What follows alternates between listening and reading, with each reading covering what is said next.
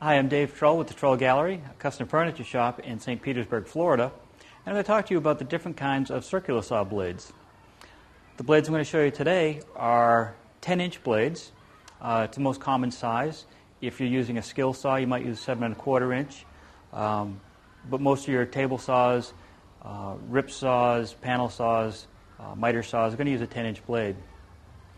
There are 3 main blades that you would use on a regular basis.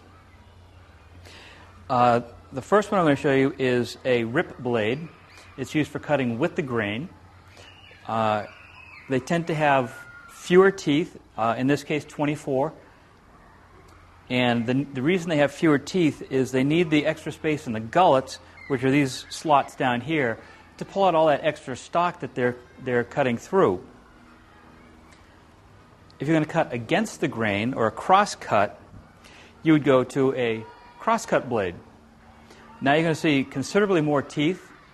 This is a 60 tooth. They can go as high as 80 for 10 inch. Those are pretty standard, 60 to 80. They'll allow you to cut against the grain without a lot of splintering, give you a nice clean cut. The third blade is actually called a combination. And it's exactly that. It's a combination of a rip and a cross cut. It's got deep gullets every 5th tooth, and this is a pretty standard looking blade. These will come between 40 and 50 teeth. The advantage with this is it allows you to do both cuts, but it doesn't do either one very well. Those are some of the more common circular saw blades you'll see. There are several others for different purposes, but more specialized, but they're all going to fall into these general categories.